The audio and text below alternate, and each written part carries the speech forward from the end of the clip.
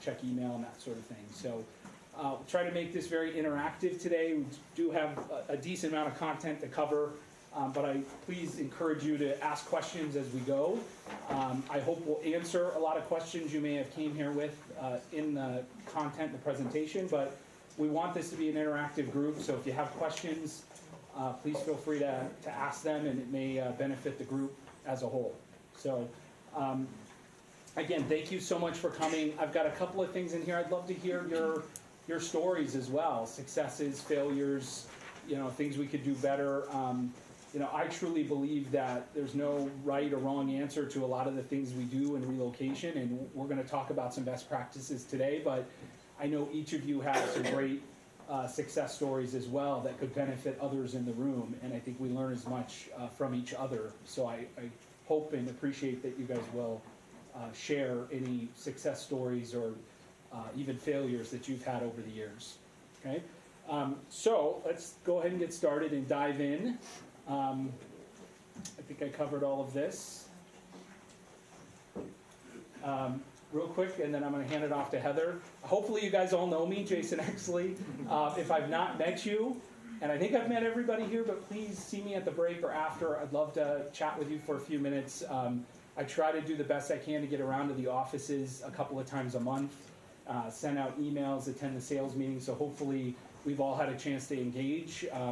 And newer agents I'm meeting with one-on-one as well, but if for some reason we haven't had a chance to meet, please come find me and let's at least put a face with a name. Also with me, Heather Albrechtsen, who all of you hopefully know as well, at least by email or phone. And for those of you that haven't had a chance to meet her, you get to meet her today. We are the dynamic duo in the relocation team, where also we've had kind of a third role that we have a temp in right now that we're hoping to fill long term, more or less to work a lot on our e-business that we'll talk a little bit about today. So we just kind of wanted to let you know, and we will be sending out the presentation afterwards as well, so you have that to reference, and you've got our contact details in there, and you know how to get a hold of us. So, again, thank you for coming. Gotcha. Good morning. Good morning. How are you guys? Good. Great. Bright and early. So, Heather, can you have the temperature taken down a little bit? Okay, yes. I'm a woman of a certain age, and it's already hot in here. So, and I know there are a few men of certain ages in here who also get hot flashes. You confessed to me. So let's take care of that before you're all passing out. Welcome to my alma mater. Who went to DU? I know, a couple of you. Yay! So you can see my dorm out that window, Centennial Halls. We made a lot of trouble over there in the 80s, early 80s. But it's great to have you all here and be a part of our relocation team. This is a new experiment, and I just really want to thank Jason and Heather for putting a lot of work into this training. They've been spending weeks getting it ready for you. And it's a brilliant idea to narrow down our relocation to a team of specialists. It may not make everyone happy because we used to piecemeal out those leads here and there, and you'd get one or two, and they'd sort of figure out who was good at relocation and who might not be so good at it, and now it's really going to be this core group, and you guys are special because you're on this team. And if it isn't going to work for you, let them know. No harm, no foul. But we hope that you're all going to get many more leads because of all the work that Jason's doing to build relocation and business development, to bring corporations in, to do the e-leads. They're doing so much behind the scenes to really beef this up for you. So I hope you get a lot out of this, and I'm excited to see what the rest of 2018 looks like for all of you and your leads, and hopefully we get some good feedback from you on what works and what doesn't, and we can tweak it. However, I'm just thrilled that these two have worked so hard to build this kind of a team. And you're all going to be now on the same page knowing how to do this and how to do it well. And hopefully that gets more leads, because the word will go out across the relocation universe that we have a group that really know what they're doing. And so we can compete in our marketplace for those leads to come to Kentwood and not go out to some of the other companies that compete with us. So welcome. I'm not sticking around because I don't need relocation training. I don't take leads. So I'm going to head out to some other appointments, but I just wanted to tell you how happy I am that you're here and a part of Kentwood and a part of our team. And let's have a really great rest of 2018. Thank you.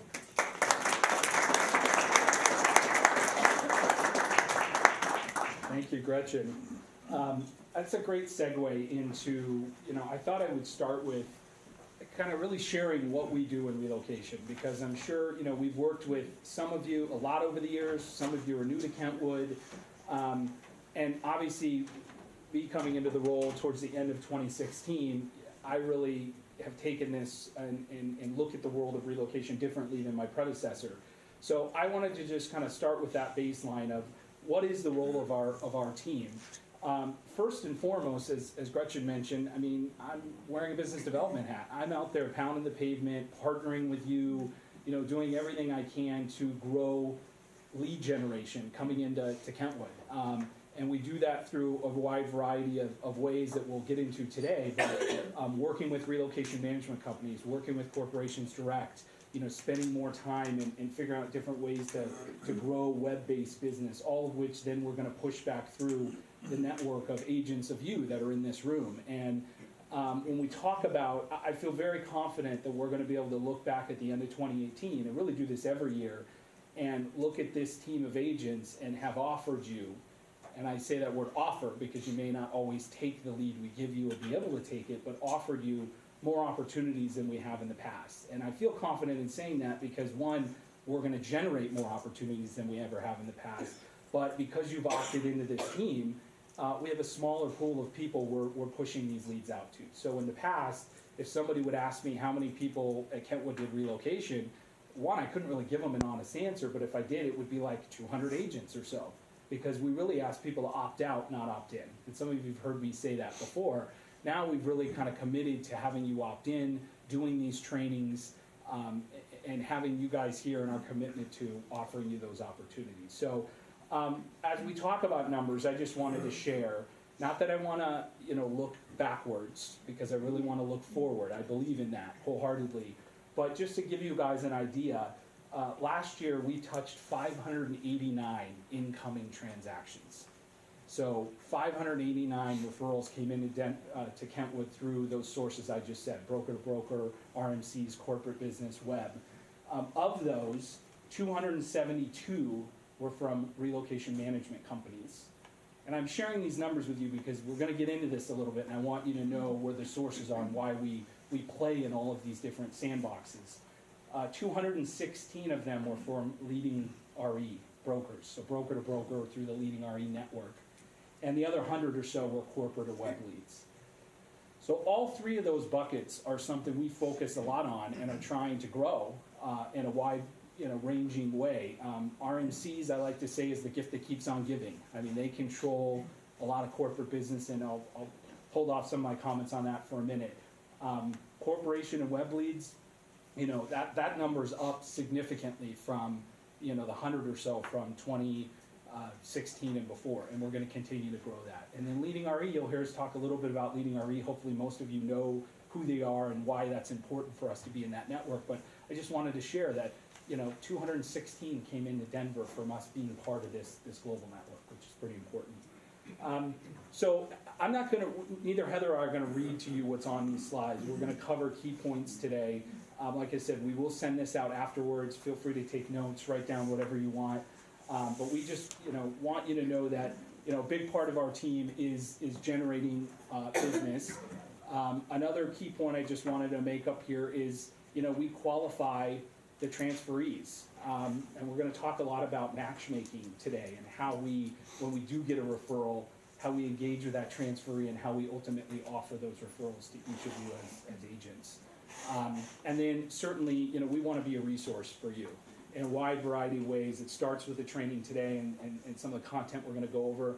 We have lots of information. We have lots of resources at our disposal, things that we can help you with when you're dealing with relocating folks. So please keep that in mind. So let's talk a little bit more about what an RMC is. So I use the term, I'm from the relo industry, so many of you may not know, but RMC stands for Relocation Management Company.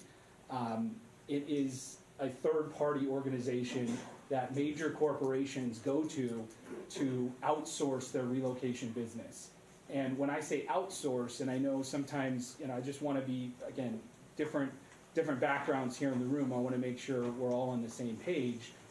It's so much more than real estate.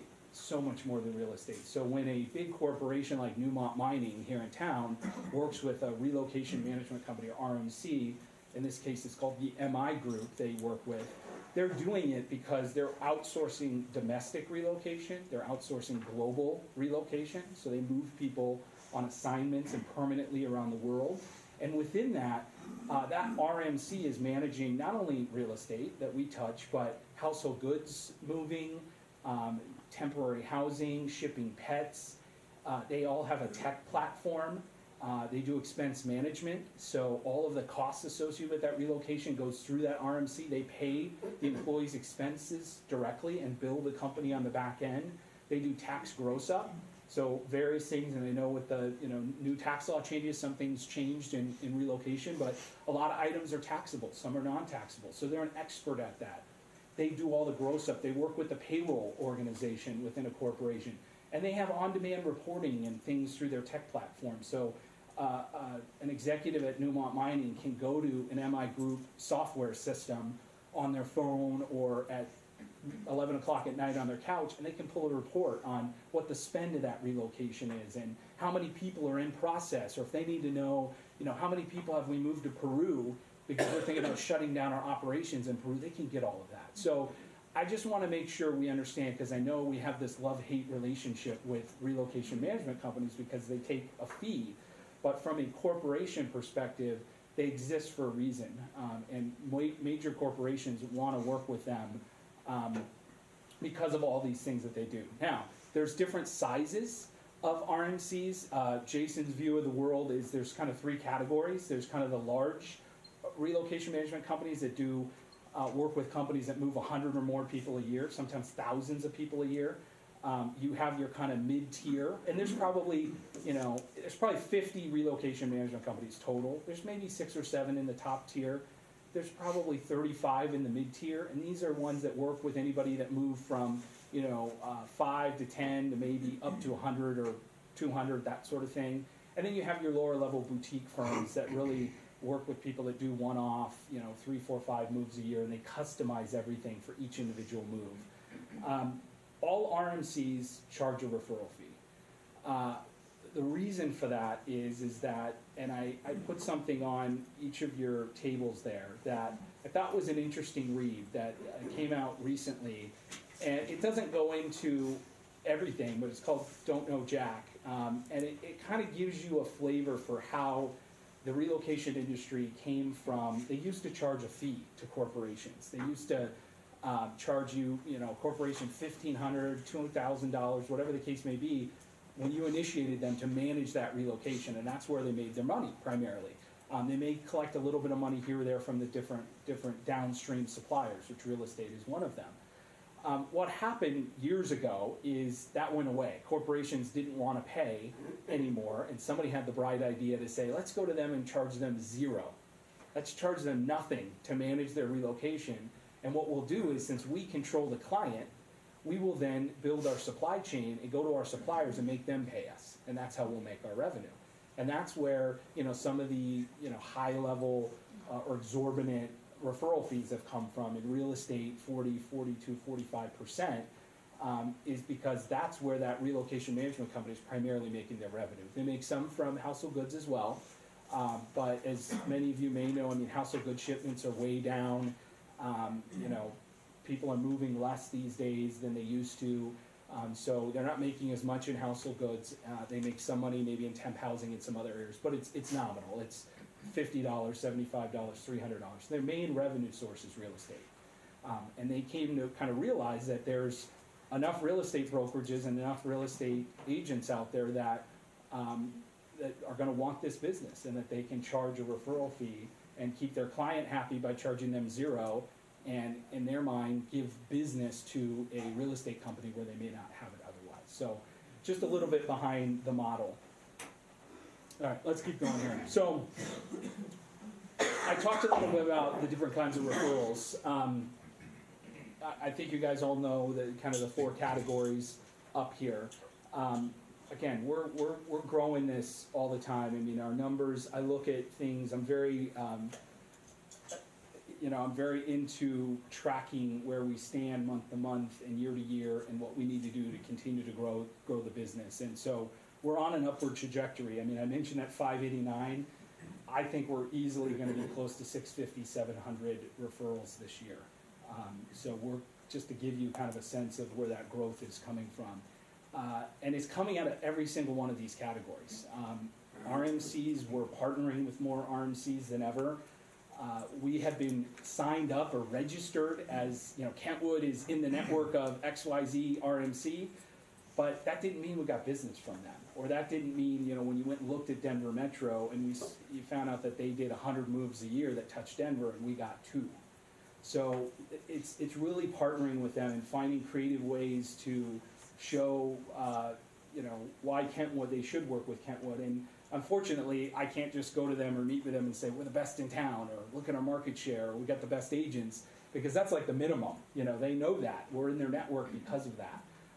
It's really trying to find creative ways to partner with them, to help them, introduce them to different clients, do different things together so we can get more of that market share. So we are working on that. When it comes to, again, being on this team, I mean, hopefully all of you really read those guidelines we sent out and believed in them like we believed in them, and I'm sure that's not the case, but we really, we want people that want relocation, referrals, and business, and these are just some of the different, qualities that we look for in working with relocation. And, many of these are no different than your own clients that you may work with, but there are some unique things that when you do work in relocation that I think can really benefit you. And the bottom one I really want to point out, which is, again, hopefully all of you in your own businesses are staying in touch with your clients. But the one thing, and I like to share is, like I said, trust me, I really, really know that the referral fees are tough to swallow.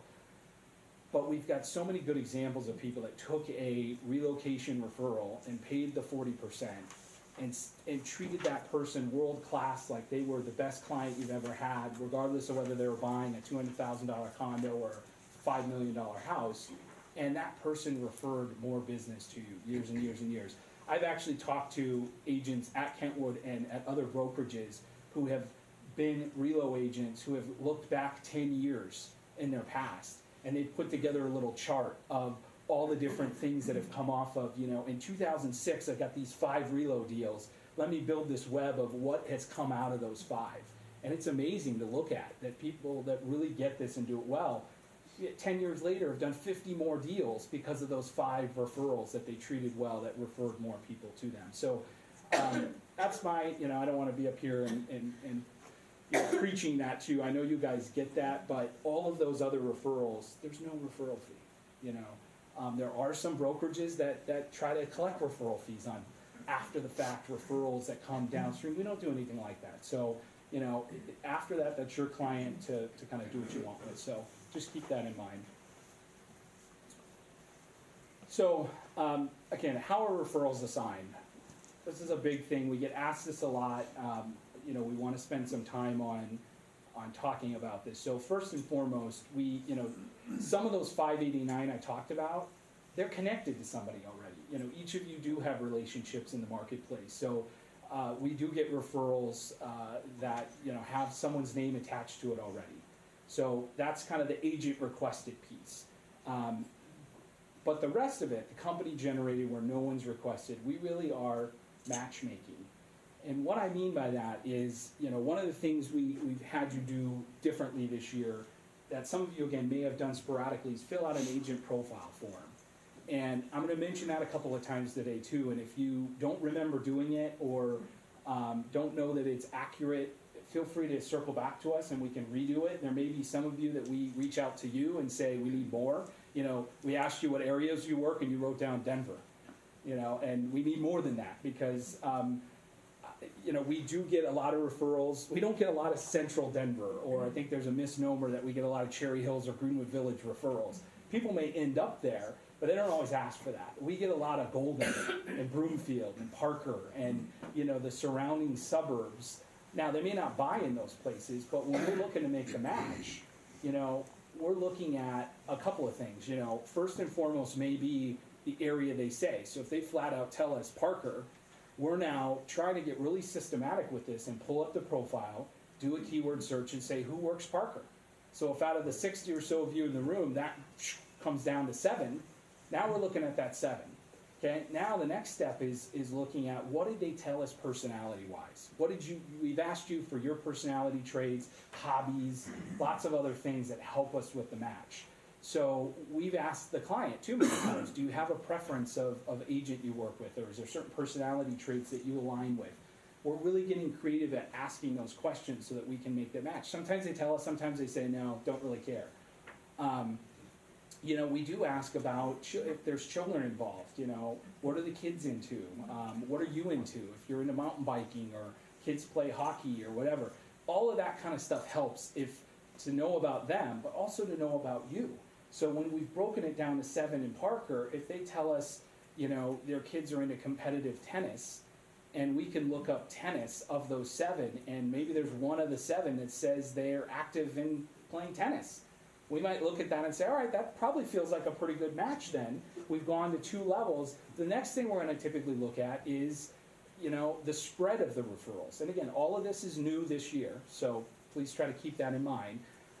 If we have multiple people, is who have we given what referrals to? Because we really are trying to spread these out as equally as we possibly can. So if, we ended up, let's say we did Parker and then tennis and it was down to 2 or 3, and one person's gotten 5 referrals, one person's gotten 3, and the other person's gotten 1, we're going to look to give it to that person that's gotten 1 to try to level the playing field out. So just keep that in mind. But the match is so important for us, and it's not only important for us to try to be fair to you, but keep in mind, I'm a big believer of all these relationships we're building in this business we're bringing in. We're only as good as the last deal we did. I mean, if something goes terribly wrong, I could be working all I can to build a relationship with a relo management company. If something goes horribly wrong or we make a really bad match, that not only impacts, and I think you've heard this said more times than not, it impacts the Kentwood brand maybe more so than it impacts your personal brand.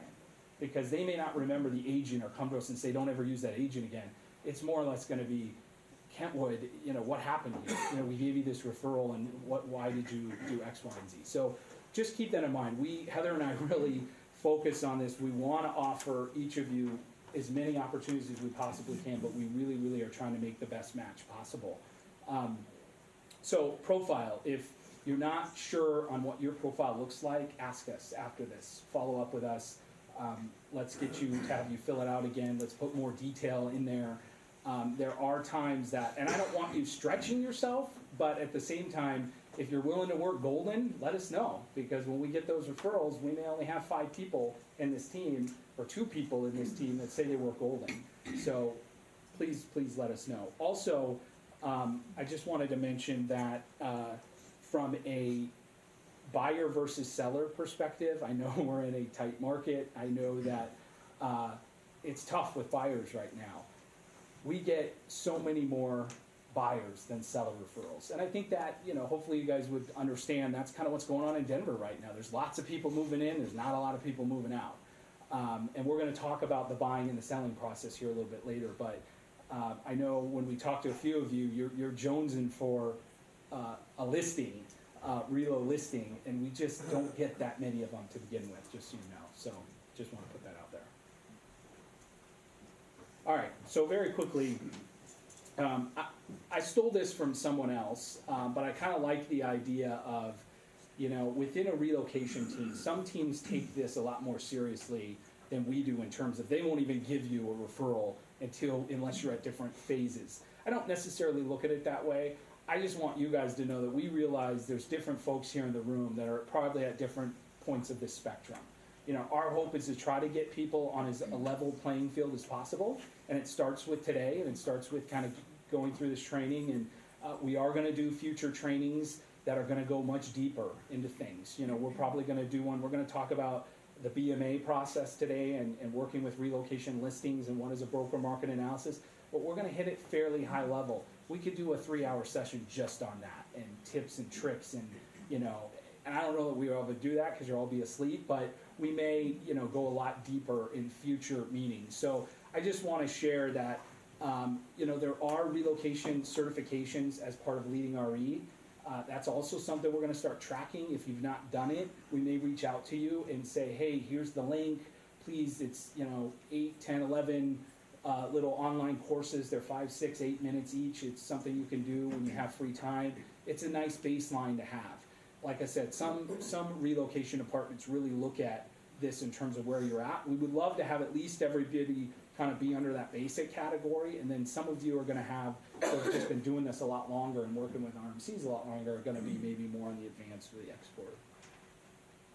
All right, these are the guidelines I referenced. Hopefully you all remember signing them and referencing them, but I just want to throw them up there. As I talked about, again, winning business, I think these are not only important for us to all be on the same, working from the same sheet of music, but also we do get asked when we're trying to work with new companies or new RMCs or grow our business, how many relocation certified agents do you have?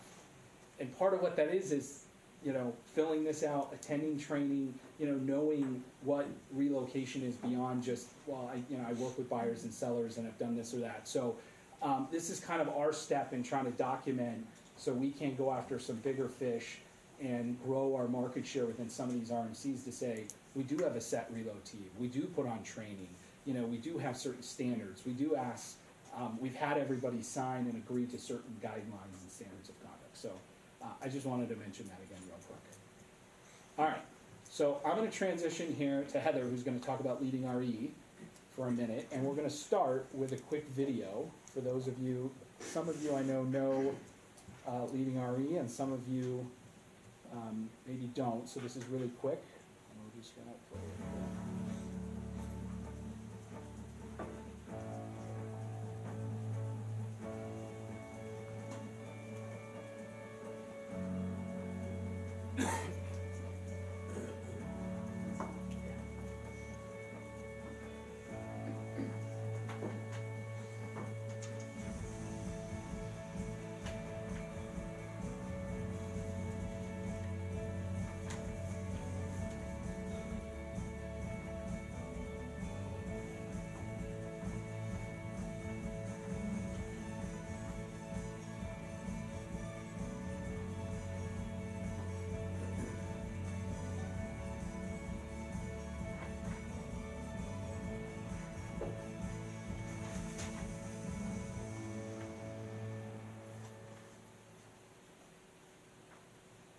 Okay, that's Leading RE. So many of you know Leading Real Estate Companies of the World, also known as Leading RE, or LRE as I lovingly refer to them. So they are a by invitation only network that is comprised of top market leading companies, brokerages. So spanning the world, so there's 565 firms spanning 65 countries. So we have access to that. And we get incoming referrals from Leading RE and also have the ability to send out. So many of you I've sent a couple of international referrals for as well. So here in Denver, we have 3 members. So of course us. There's also Perry & Company and also Porchlight. And I'm pleased to share that as of last year end, we captured 55% of that business that came in from Leading RE, which is really awesome. So we like to be Kentwood strong.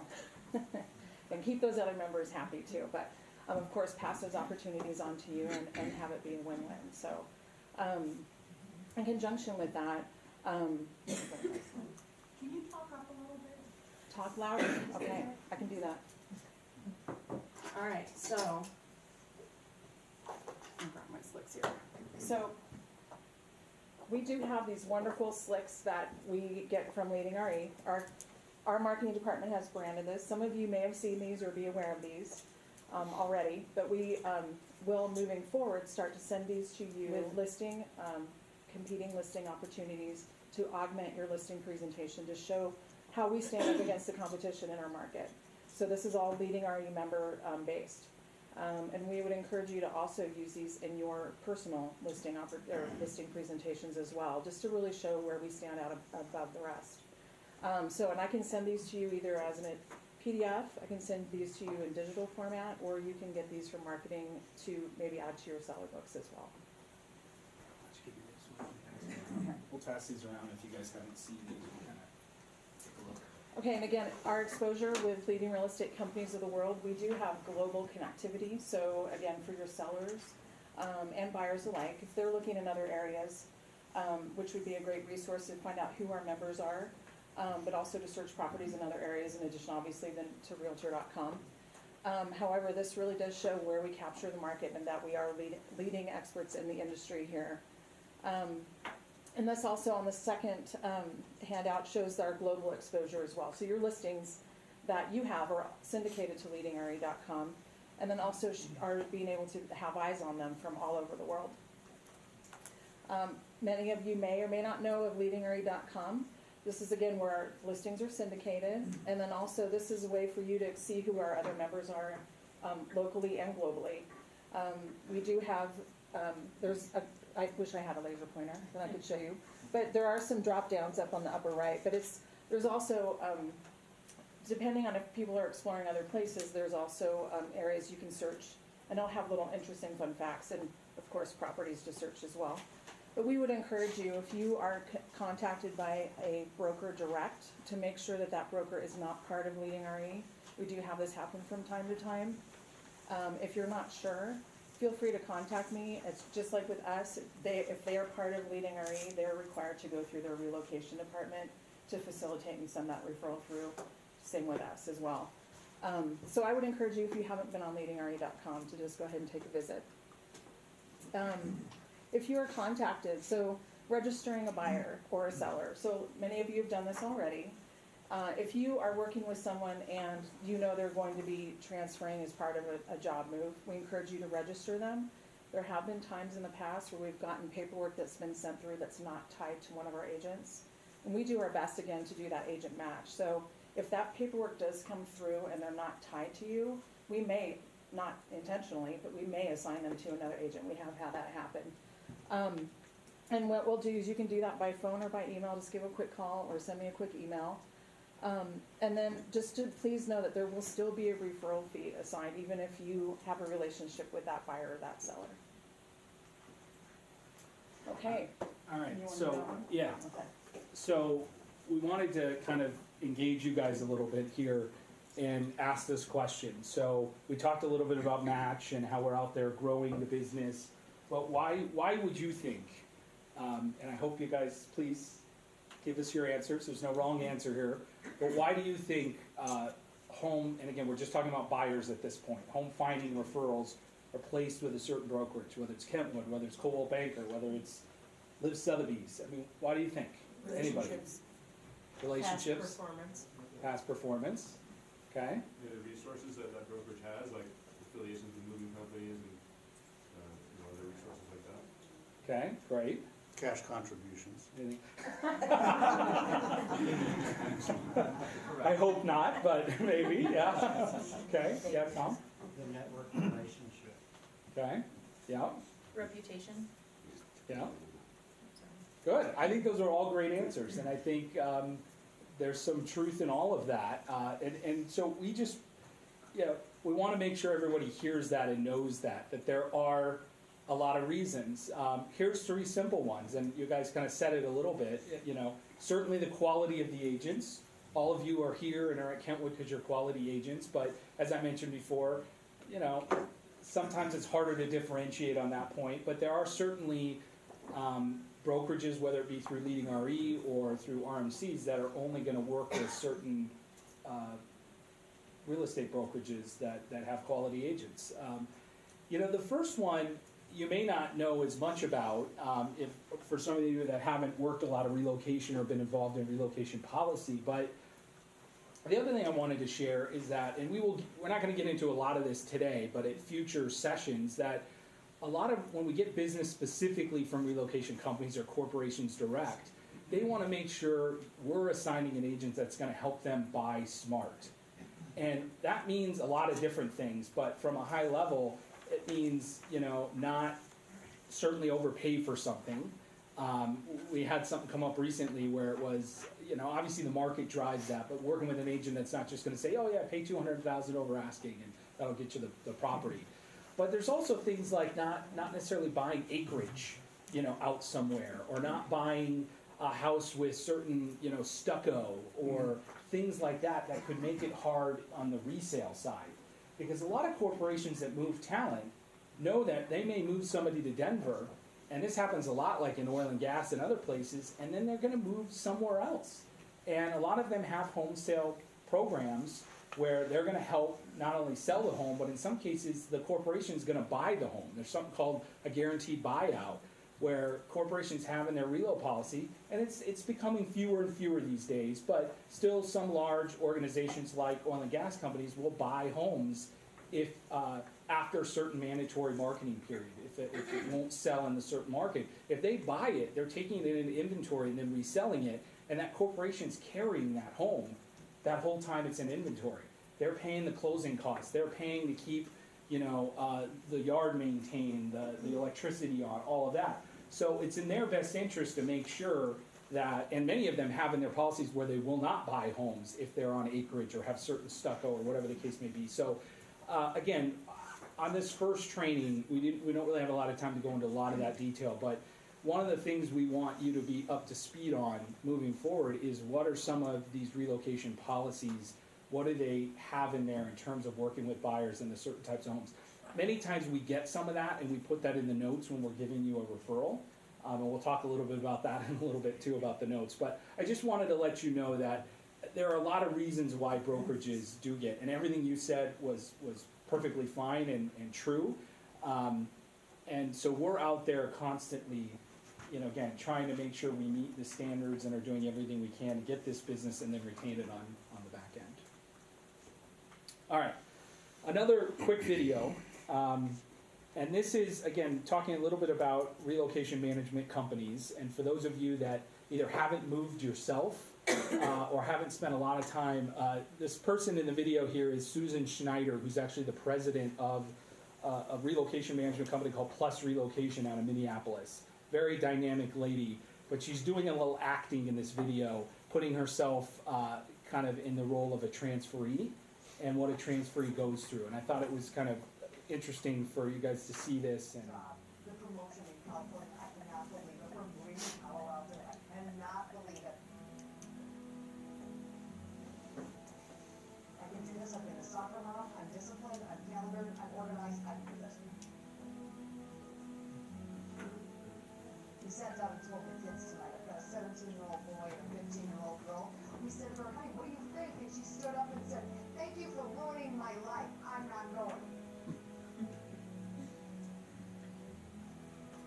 So the realtor comes over, and she says to me, oh, there are going to be some things that need to be done here for this to be appealing to buyers. With the time zone difference in his new job, he's barely here for me. In fact, he told me the other day that he only gets one home visit before we move.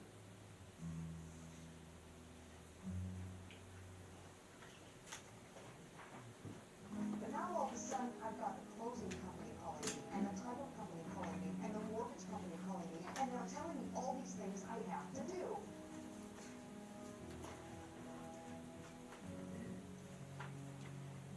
I know you need this paperwork signed, but I have friends here. I'm letting go of an entire life. This is all I know.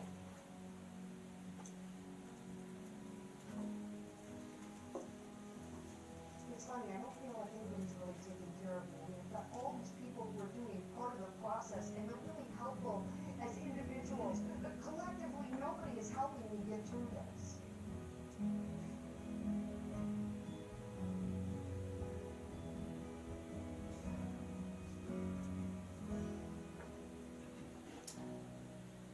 so obviously that was a video done by Plus Relocation to help sell their services as an RNC.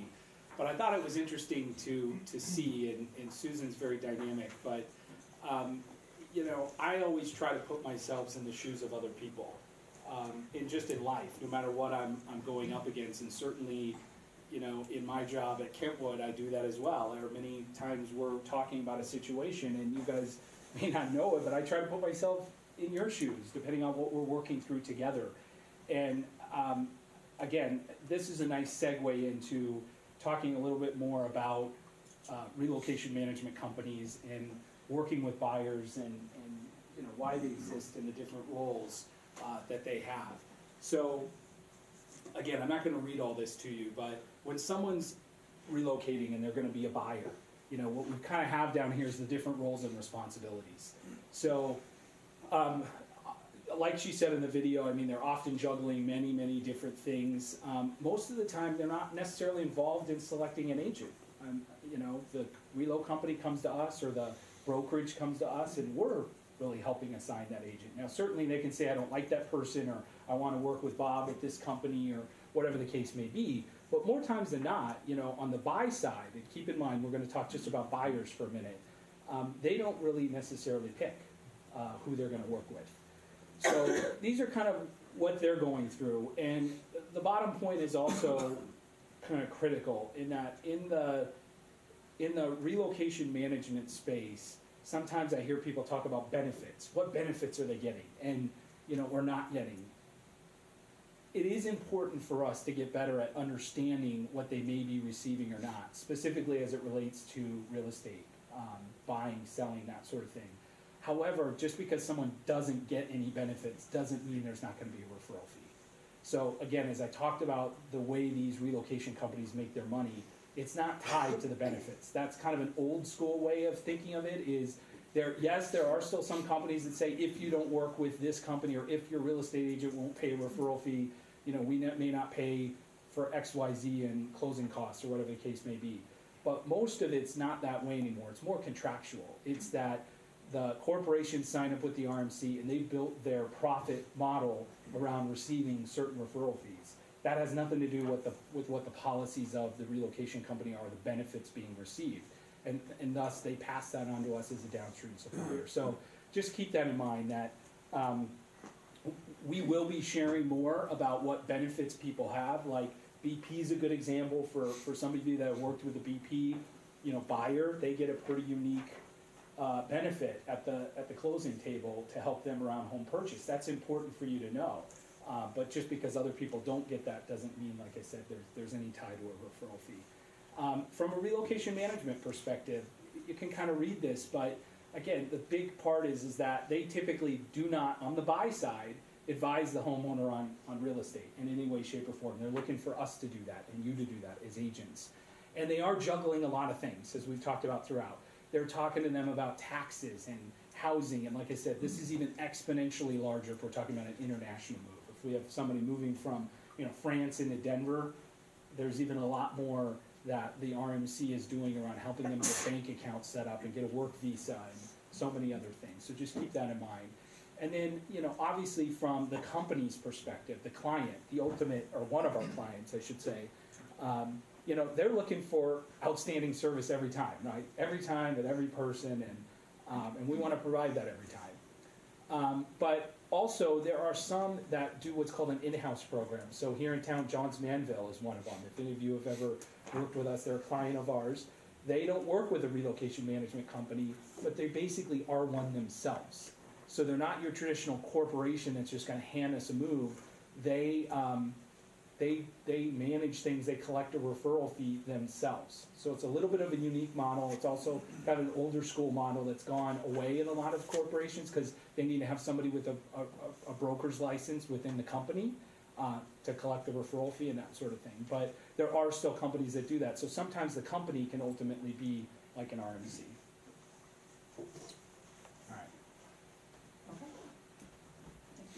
All right, so with accepting the referral, of course, many of you, or hopefully all of you, have gotten calls from me with an opportunity or two.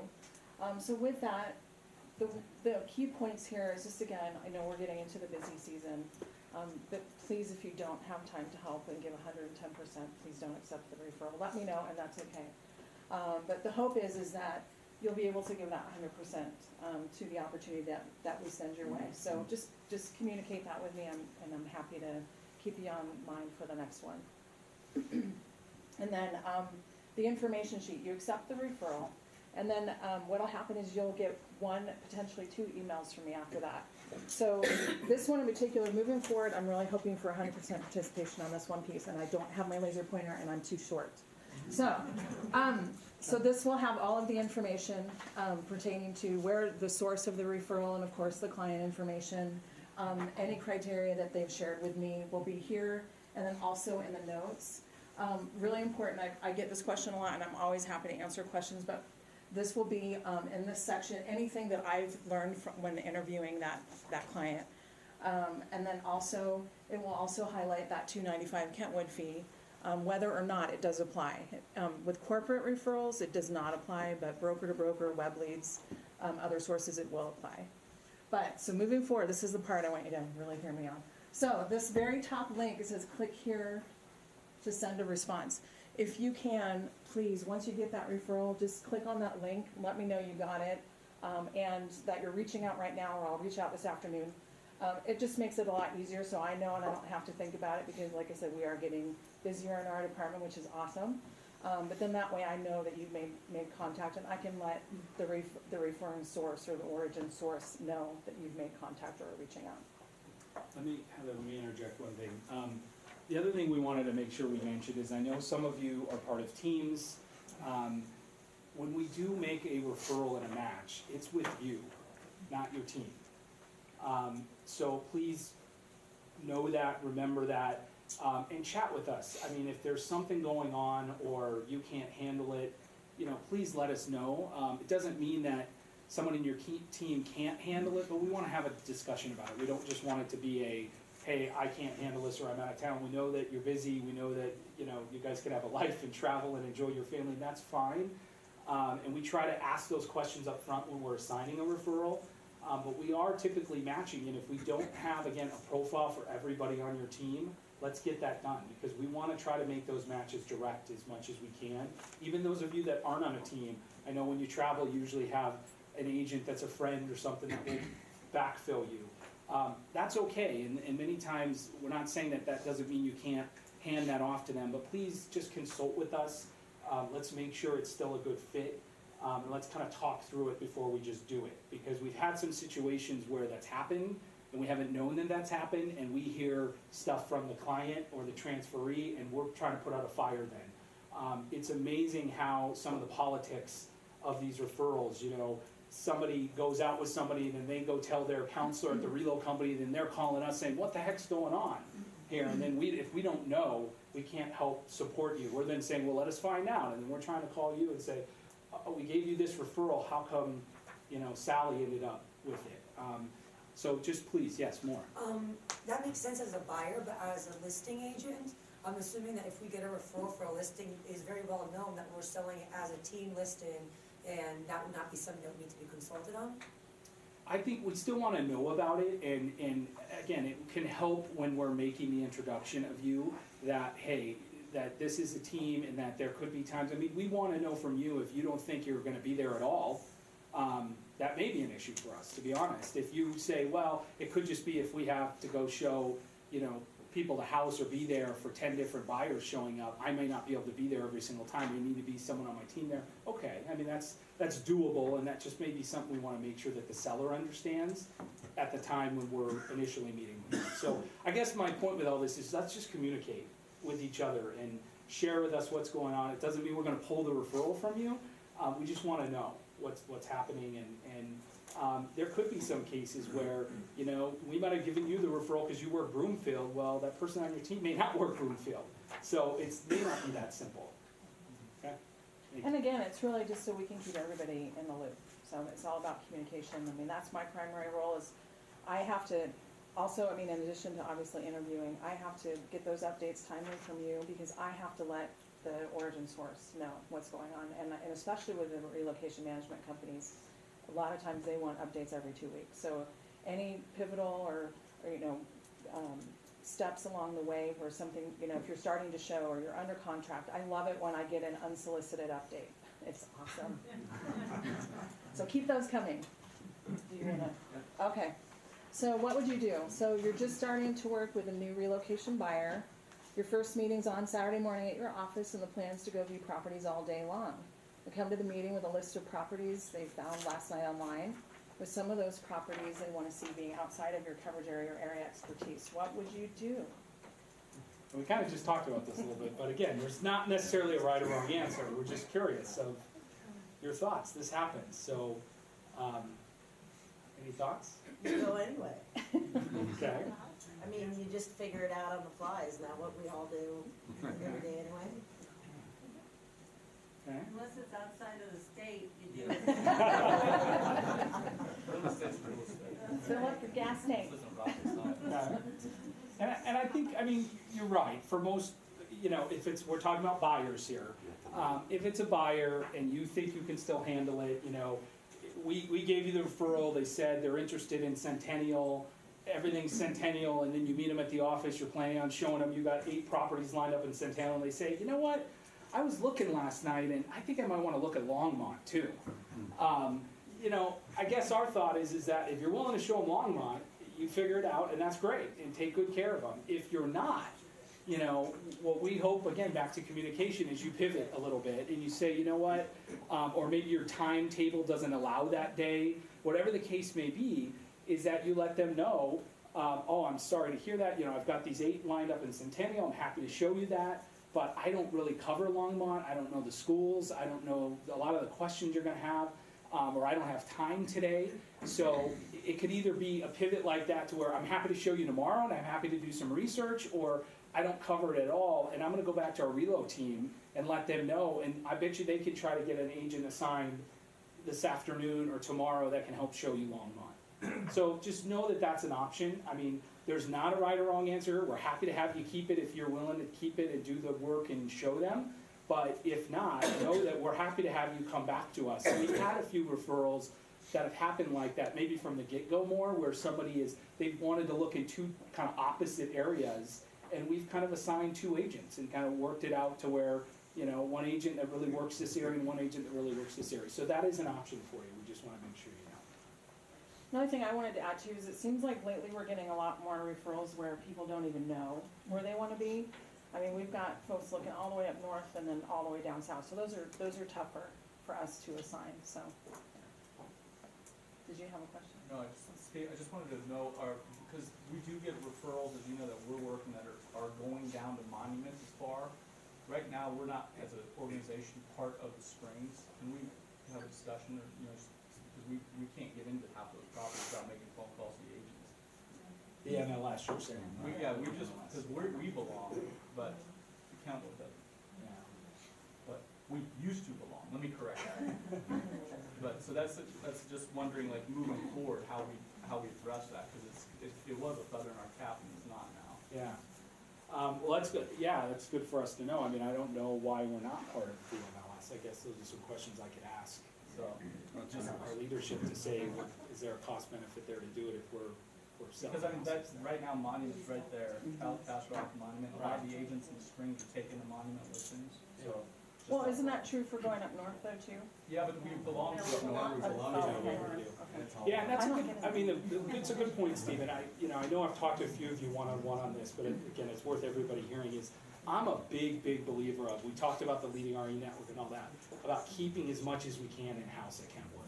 So if you as an agent will go somewhere, and it doesn't mean us punting to another Leading RE brokerage, I'd rather give it to you and have you guys make more money and Kentwood make more money and not, punt it to, and have it be a referral out. Now, obviously, it has to be something you really want to cover, but just keep that in mind as well. If you are willing to go, north, south, east, west to places that not everyone really would want to go to, let us know. We want to know that, and when we get those referrals, we would love to give those to you and keep them within Kentwood and not. So do we get reimbursed for mileage in a situation like that? Only you, Al. Sure. All right, so we're going to take a break here in a minute, but let's keep talking a little bit about buyers. So, again, part of, we've assigned you the buyer. We're kind of going through a little bit of a process here. Again, a lot of this is to help kind of keep that buyer excited and to achieve a positive outcome. Hopefully these are all things that you're doing today.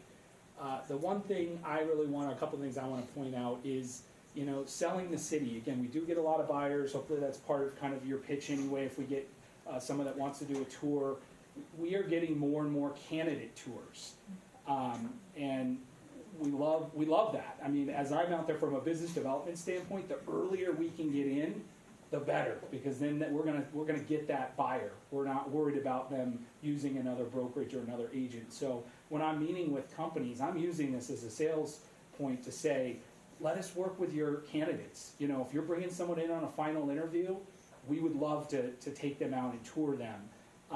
So we need to hear from you. We have agents we know we've worked with in the past that are happy to do these. If this is something you're willing to do or not willing to do, I mean, let us know. So we know that. I mean, we may call you anyway, but if you tell us absolutely not, we've had some cases where a company's bringing in 4 people for the same job, and they want all 4 people to do a tour. You know, we would love to have, and we can't give all 4 to one agent, but we'd love to have you be willing to do that, knowing that, you know, 3 of those people aren't going to get the job, and it's not going to turn into an opportunity. So just keep in mind that this is something we do get, and, you know, on those tours, it's more times than not more about the area and the city and schooling, and less about actually taking them into houses and showing them property. Sometimes they want to see property too, but many times it's just a couple hours taking them around, talking to them about Denver and, you know, selling the city a bit. The other thing, you know, I wanted to mention is the bottom point about communication. Again, we're all busy. You know, hopefully you're hearing some themes. You know, we need to communicate better amongst ourselves, but certainly with your transferee or buyer, and not just by email or even text. I mean, one, we should be finding out what their preferred method of communication is, because it's different with each buyer. But I'm a big believer of there's nothing like picking up the phone and calling them.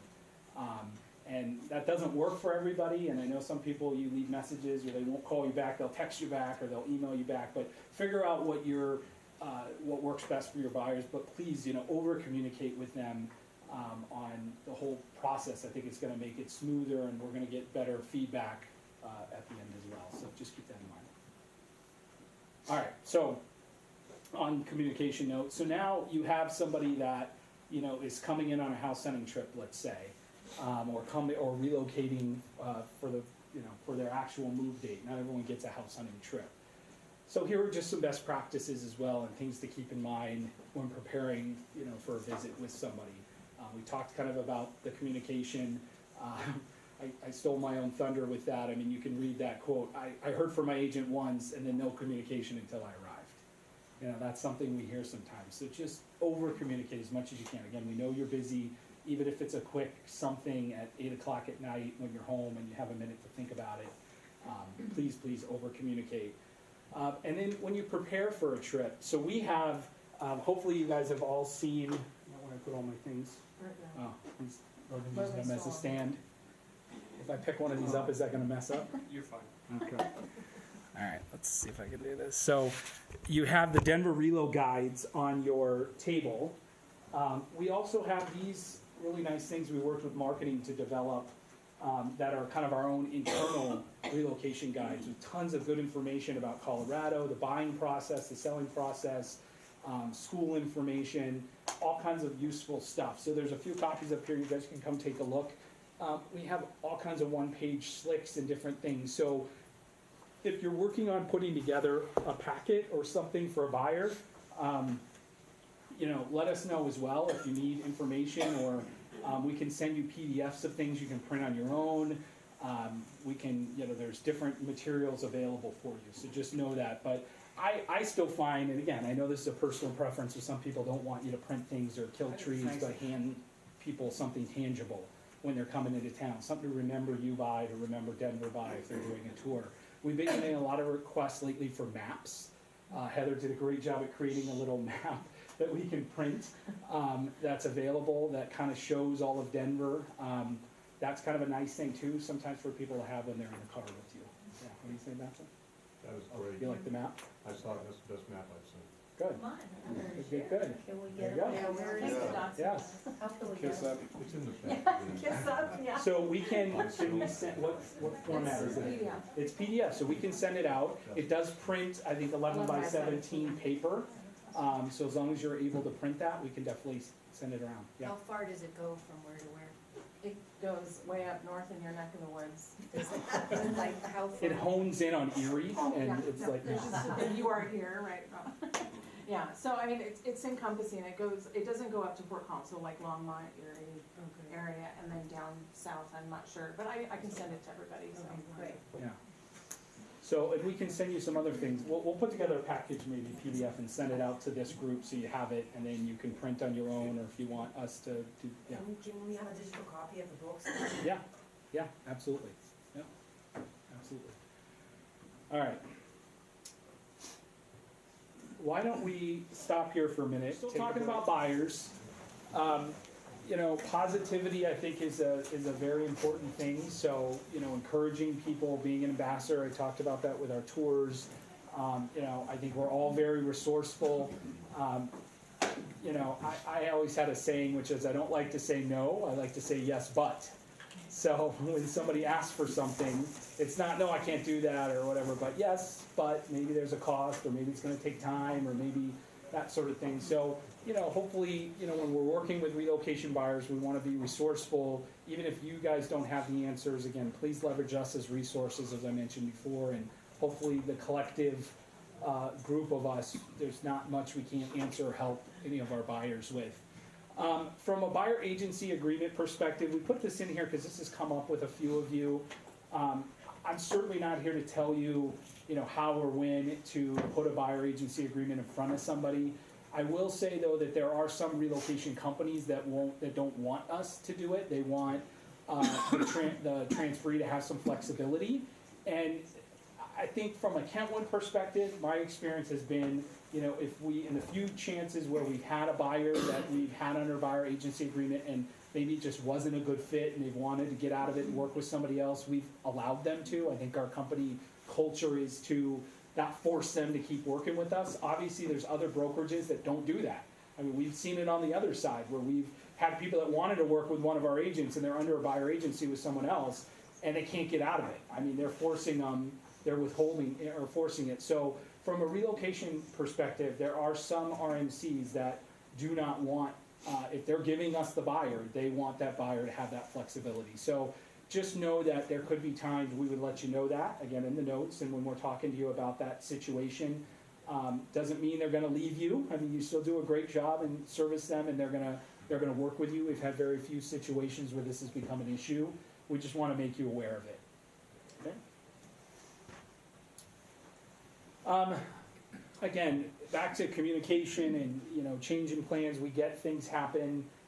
If we give you a referral and something happens, death in the family, or, you know, we had one recently where the transferee changed their house hunting trip date. You know, that happens sometimes. So we call you and we say, hey, are you available on these dates? They're coming in. You say yes. We assign it to you. And then all of a sudden the transferee changes the dates. And those dates are not available. You're out of town. So again, just communicate, talk to us. We ask that you please don't reassign it, again, to someone on your team or another agent. You let us do that if it needs to be done. Or if there is, you know, somebody you recommend, that's okay. We can have that dialogue. There could be reasons why, like I said, we gave it to you because of a personality or something you had that maybe that person you want to refer it to doesn't have. So let's just talk about it. If there is a change in plans, we need to reassign something. Also, you know, just so you know, when it comes to corporate moves and you know, some people don't get house hunting trips at all. Some get one trip, and that one trip, and some don't have temporary housing. So I know, you know, I just want to kind of put the whole gamut out there of, we've worked with people, you know, some that get 2 or 3 or 4 months of temp housing, so you're taking them out and they're not really ready to buy yet. Others, it's the total opposite way, and as they're learning about our market or you guys are educating them, some want to come on a house hunting trip and buy right away because they know that if they don't do it then, they're going to have to pay to be in an Airbnb, or they may even have to rent for a year. So just know that we will, again, try to tell you what we know about the package and the situation, but that's why it's so important too that when you're taking them out, if they are coming in on a trip, to understand what their pace and what they want to do and make sure we're available to handle it and not, you know, have them. The worst thing I would want is for somebody to go back home and feel like they had a wasted house hunting trip, either because it was a waste of money for them or for their corporation, or it now is going to impact when they're going to be able to buy a house. So again, we are going to try to really over communicate with you guys going forward what we know about their package, and Whether we think they're looking to buy when they come out here this weekend, or hey, this is really more of a look-see trip, they're trying to hone in on neighborhoods, and by the way, they've got 3 months of temp housing and they're planning on using it, that sort of thing. And even when we tell you that, I think each of you know that that doesn't mean they're not gonna still buy this weekend. They could have 3 months of temp housing and fall in love with a house and wanna go under contract right away. But we wanna over-communicate that to you and make sure you know everything about the trip that we know. This is another thing that comes up quite often around lenders, and I know it gets a little even more confusing now that we have home services lending.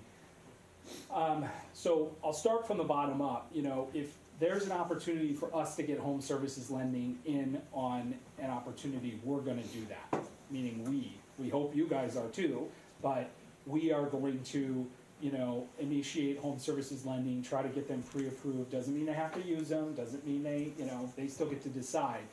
But many times when we get, again, referrals through relocation management companies, this is another revenue source for some relo companies. They have their own preferred lenders nationally, and it's a lot of the ones you guys don't like to work with, Quicken and Wells and, you know, the big guys, not local. But they do that for a variety of reasons. One, like I said, it's a revenue generator, so a lot of these lenders will have some kind of marketing agreement with them where they're getting paid for every transaction they give to them, whether they get a loan with them or not, they're getting paid a fee. Also, it's for tracking purposes a lot of times. Now, even when the relocation company assigns or gives 2 or 3 lenders, doesn't mean they have to use those. So you guys could still, if they ask, you can certainly offer. But it's another thing we want to just be very clear on and communicate. When we know a certain company works with certain lenders, we'll tell you that. And if they ask you for one, a local one, yeah, by all means provide it. But if they don't, those are the ones that you probably want to be a little more hands-off on. Yeah, sorry, Tom. Jason, do you know if Home Services is working at all to try to have a program of direct billing so that they can even compete in that market? Yes, I've had conversations with Dan Dexter about direct billing. So what Tom's talking about, for those of you that don't know, in the relo space, one of the other big reasons that RMCs work with certain national lenders is that if the company, through their policies covering closing costs, it will be direct billed at closing to the corporation. And so it won't have to come out of the employee's pocket and have them submit for reimbursement. That's a big deal for some people and some corporations. They want these transactions to go as smooth as possible. So a lot of the national guys, again, Quicken and Wells and those guys do this, and they're used to doing it. It's a little bit harder for smaller local lenders to do that, or really for relocation companies who want to work with it. Because home services is now pretty much national, I think they're in all but a couple of states, it's something I've been talking to Dan about with our local business, is setting up a direct bill so we can compete, maybe even start to make some introductions to them, to some of the relocation management companies. So it's not there yet, but we are working on it. Can I make a quick comment? Yeah. So when a couple of deals I was doing, they were all going through Wells Fargo relocation, and I was able to actually, I had them reach out because I was concerned about, you know, kind of little control over that in their underwriting, but they were able to actually move it to a local Wells rep, and that's Yeah. how I originally met John Pavlikovich, because he was with Wells. So I was able to do it more than once, so the relocation was fine keeping it with Wells, but it was able to come to a local relocation person, which made it so much smoother. Yeah, So it's something to consider. great point, Amy. And we do, again, if you guys are in any of these situations or having trouble, I mean, again, please let us know, communicate. We have contacts, not only within RMCs, but at a lot of these lenders. So I also worked out on the BP group move. Wells is one of their preferred companies. We were having some issues early on. There is a local Wells, Colorado relocation mortgage expert. His name's Brett Reinhardt. And we can get him involved anytime we want. He's a relo guy. I mean, so he's on the specifically kind of the relo mortgage team locally. I think he's out of Westminster. At one point I planned on maybe having him come into some of our sales meetings, but that I think wouldn't have gone over really well with some of our mortgage partners and that sort of thing. So just know that, I'm glad you brought that up. I mean, we have resources and contacts behind the scenes. So if you get a transferee and they say, I'm definitely working with Quicken, I'm pre-approved, and you guys have had a horrible experience, or you're working through some issues, let us know. We're happy to kind of get in the middle and help find a contact or somebody better than 1-800-QUICKEN to call. All right, so we talked about candidate tours. I don't think I need to talk about the safety stuff. Just know that, again, we're all busy. We put some of the stuff in the guidelines. The expectations from reload companies too are that we're not, doing our hair, texting and driving with our knee at the same time with a client in the car, that kind of stuff. So I think you guys know all of that. We do work with, I talked about candidate tours, expats, renters. I think there's been some confusion as well. I've heard at some of the sales meetings with renters. Again, I'm probably not gonna spend a ton of time on it, but I'll give you just some overview of, we have, out of necessity, had to come up with a couple of different silos or verticals for renters. So we do not just work with Denver Rental. I just wanna put that out there. So, and some of this came out of the business development, side of things. When I walk into a corporation, I want to get our arms around every single relocating person they have, not have them say, oh, you're Kentwood, you guys only sell high-end houses. We relocate 50 people a year, but 20 are renters and 20 want to buy for 300 to 400, and I got 5 maybe I can send you. I don't want that, right? And I've gotten that reaction sometimes. I say, I want all 50. We want, and we have people, we want to get our arms around all of them because, first of all, we know sometimes renters become buyers. When they find out, oh yeah, you can rent for $3,000 a month, or you can buy and have a mortgage of X, which is maybe less. We also have some newer agents that have joined Kentwood, or some agents that are looking to grow their pipeline that are happy to work with renters. We get paid a rental tour fee sometimes not. So I just want to put out there that, again, if you're willing to work with renters, please let us know. There is no rules that say we can't. I think at one point with Denver Rental, it was, we're going to give all of our renters to them. Doesn't mean we don't work with them from time to time, but what we found out is that Denver Rental, one, they're really into property management more than they are working with renters and helping them find a rental. And two, their sweet spot is kind of Cherry Creek to downtown. And $3,000, $4,000, $5,000 a month rentals where, sometimes we get people that want a single family home in Highlands Ranch to rent. So keep that in mind. If you're open to that, we've kind of got a few agents we know that we will give renters to. We'd love to have more. We'd love to have more of you raise your hand and say, yeah, I'll take out a renter and in this area if it's in my sweet spot, that sort of thing. So just let us know. But at the same time, let us also know if you don't, because the other gray area we get is we get a lot of these what we call rent-buy referrals. So some of that's the state of our market. Some of it's people not wanting to fly in here on a house hunting trip and pull the trigger on a house that they feel is overpriced in a weekend because you're telling them the market's so hot and they need to buy. They're like, I'm going to rent for a year. I'm a buyer. I'm selling my home in St. Louis and I'm eventually going to buy in Denver, but I can't pull the trigger that quick, and I want to make sure I love Highlands Ranch versus Parker. So I'm going to rent first and then buy. And we get these referrals, and again, we want to place them with somebody. And so if you're that person that's willing to help them with that rental, and drip on them, it's going to turn into a buyer, minimally within 12 months and sometimes sooner. Any questions?